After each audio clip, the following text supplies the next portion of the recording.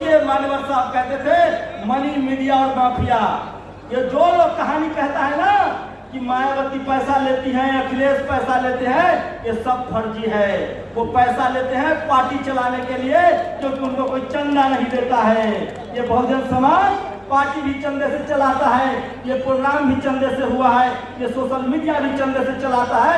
इसलिए लीडर होकर कहिए कि हम गरीब लोग हैं, चंदे से चलाएंगे, लेकिन हम अपने बच्चों को पढ़ाएंगे और एक दिन इस देश में हमारी सत्ता होगी। आप लोग गांठ बांध लीजिए, किसी के भरोसे मत रहिए। हमारे नेता एक पैरों पर खड़े होंगे, घुटनों पर रेंगते हुए आएंगे जिस दिन हम समाज के तौर पर एकजुट हो गए। और उसके लिए जरूरी है कि हमको एक झंडा के नीचे आना पड़ेगा। बाबा साहब की 22 प्रतिज्ञाओं को याद रखना पड़ेगा।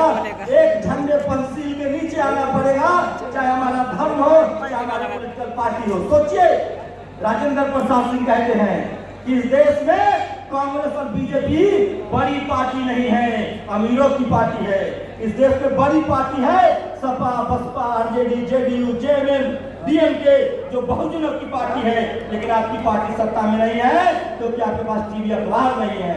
आप लोग लड़ रहे हैं जाति के नाम पर। ये लड़ाई बंद करनी होगी और बाबा साहब के विचारों को लेकर, तथागत बुद्ध के विचारों लेकर पंसील के झंडे के नीचे जमा होना होगा। न तो गांठ बांध लो, ये फूट डालो और राज करो। अंग्रेजों की नीति नहीं थी, मुगलों की नीति नहीं थी, ये मनुवादियों की नीति है जो आपको आपस में लड़ाता है। 22,000 जातियों में बटे हुए थे हमको बांट दिया गया था। और पहले जब मनुस्मृति थी तो हम शूद्र और अछूत थे। बाबा साहब ने हमको SC, ST, OBC और माइनॉरिटी बनाया है।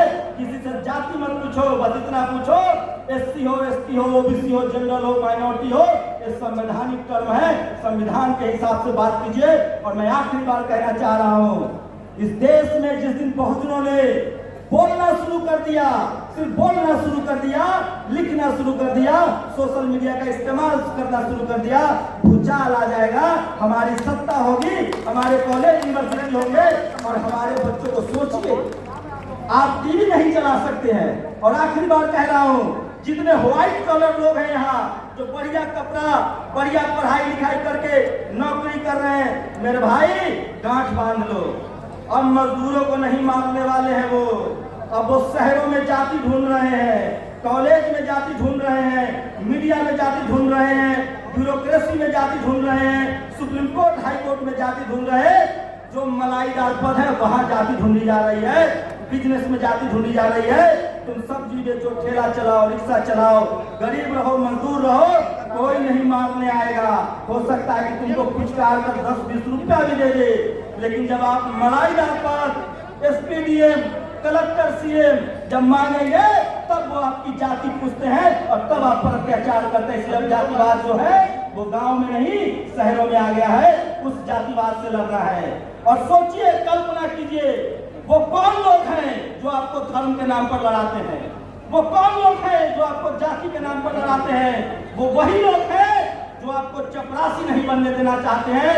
सोचो, वो आपको चीफ मिनिस्टर बनने देगा? जो आपको चपरासी नहीं बनने देना चाहता है वो चीफ मिनिस्टर बनने देगा, चीफ जस्टिस बनने देगा।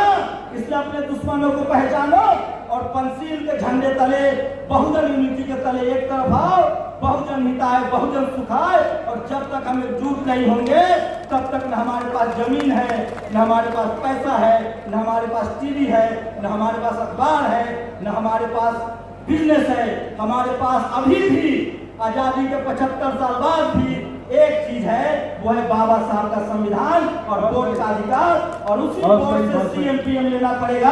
और अगर ये बात आप नहीं मानेंगे तो आप अपने मरने की तैयारी कीजिए। बस एक फर्क होगा, हमारी मौत पहले होगी, बारी आपकी आएगी, तरीका अलग होगा। हमारी मौत सम्मान से होगी, हमारी मौत पे लोग रोएंगे और आप रोज जलालत की जिंदगी मारे जाएंगे। इसलिए अन्याय के खिलाफ, गैर बराबरी के खिलाफ खड़ा होना होगा, बोलना पड़ेगा, लिखना पड़ेगा। और सोशल मीडिया का इस्तेमाल कीजिए और अपने दिमाग से डर से निकालिए। बुद्ध ने कभी हथियार नहीं उठाया, लेकिन उन्होंने अंगुलीमाल को बदल डाला। हमारे पास ऐसे महापुरुष हैं, तो हमें बुद्ध के रास्ते पर चलकर संविधान को मानते हुए अपनी आवाज को बुलंद करना होगा। और टीवी अखबार से टाटा बाय बाय कीजिए, नहीं तो पीढ़ी दर पीढ़ी गुलाम रहेंगे और वो आपको अपने ही नजरों में आपको गिरा देगा। शुक्रिया। जय भीम। बहुत बहुत धन्यवाद।